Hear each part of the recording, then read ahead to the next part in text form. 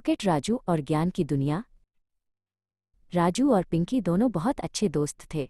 राजू को रॉकेट और अंतरिक्ष बहुत पसंद था, इसलिए सब उसे रॉकेट राजू कहते थे। पिंकी को नए नए सवाल पूछना बहुत पसंद था। एक दिन वे पार्क में खेल रहे थे, तभी उन्हें एक अजीब सी बैंगनी रंग की कोठरी दिखाई दी। दरवाजे पर बड़े बड़े अक्षरों में लिखा था, प्रोफेसर ज्ञानदीप की जादुई प्रयोगशाला, ज्ञान की दुनिया में आपका स्वागत है। राजू ने उत्साह से कहा, पिंकी चलो देखते हैं अंदर क्या है। पिंकी ने दरवाजे को हल्का सा धकेला और अंदर से रंगीन धुआं बाहर निकला। अंदर की प्रयोगशाला किसी सपने जैसी थी। यहाँ बड़ी बड़ी शीशियां थीं जिनमें चमकीले तरल पदार्थ बुलबुले बना रहे थे और दीवारों पर अजीबोगरीब मशीनें टिमटिमा रही थीं।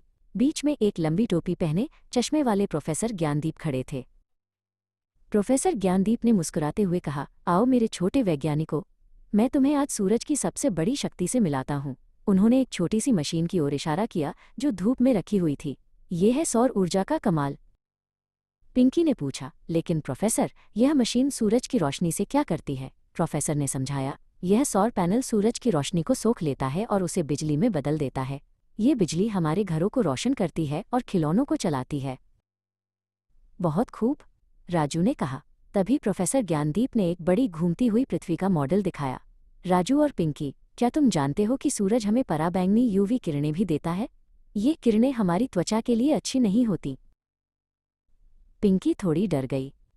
ओह, तो क्या हम हमेशा जल जाएंगे? प्रोफेसर हंसे। नहीं नहीं, हमारी पृथ्वी के पास एक अद्भुत कवच है जिसका नाम है ओजोन परत। उन्होंने ग्लोब के चारों ओर की पतली नीली परत की ओर इशारा किया। राजू ने पूछा, ये ओजोन परत क्या करती है? प्रोफेसर ज्ञानदीप ने समझाया, सोचो ये एक बड़ा छाता है। ये छाता पराबैंगनी यूवी किरणों को पृथ्वी पर आने से पहले ही रोक देता है। ये हमारे लिए एक प्राकृतिक सनस्क्रीन जैसा है। राजू और पिंकी दोनों ने ज्ञानदीप प्रोफेसर को धन्यवाद कहा। अब हम जानते हैं कि सौर ऊर्जा कितनी उपयोगी है और ओजोन परत कितनी महत्वपूर्ण। उन्होंने जादुई प्रयोगशाला से बाहर निकलने से पहले प्रोफेसर से हाथ मिलाया। उस दिन के बाद जब भी राजू धूप देखता, वो सौर ऊर्जा के बारे में सोचता, और जब भी पिंकी बाहर जाती, वो अपनी त्वचा की रक्षा के लिए ओजोन छाते को याद करती। वे दोनों अब रॉकेट राजू और ज्ञान की दुनिया के सच्चे वैज्ञानिक थे।